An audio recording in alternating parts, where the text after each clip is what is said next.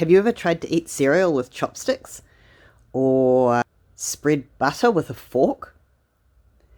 This story is about a little spoon who is feeling a bit sad because he doesn't get to do the things that his friends do. Spoon by Amy Krouse Rosenthal and Scott Magoon. This is Spoon. And this is Spoon's family. On Sundays, Spoon goes to visit his Aunt Silver. He has to be on his very best behaviour there. She's very fancy and proper. Goodbye, darling. Ta-ta. At bedtime, Spoon likes to hear the story about his adventurous great-grandmother who fell in love with a dish and ran off to a distant land. Lately, though, Spoon had been feeling blue. What's wrong? Asked his mother. You look a bit out of shape. Nothing, mumbled Spoon.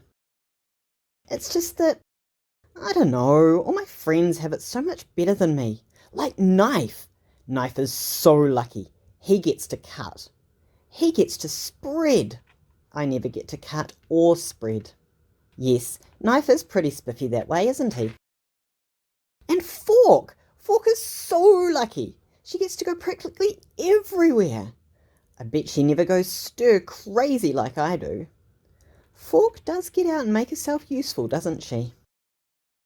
And Chopsticks. They are so lucky. Everyone thinks they're really cool and exotic. No one thinks I'm cool and exotic. Those chopsticks are something else, aren't they? Meanwhile, if only Spoon knew what his friends were saying at that very minute. Spoon is so lucky, said Knife.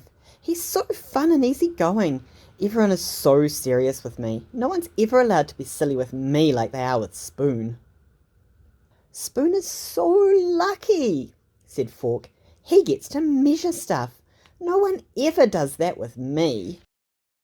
Spoon is so lucky, said Chopsticks. He can go places by himself. We could never function apart. That night, after bedtime stories, Spoon's mum turned off the light, tucked him in and said, You know, Spoon, I wonder if you realise just how lucky you are. Your friends will never know the joy of diving headfirst into a bowl of ice cream. They'll never know what it feels like to clink against the side of a cereal bowl. They'll never be able to twirl around in a mug or relax in a hot cup of tea. Spoon hadn't thought of it that way before. He lay awake in bed for a long time. His mind was racing. He felt so alive. There was only one thing to do. I can't sleep. Come snuggle.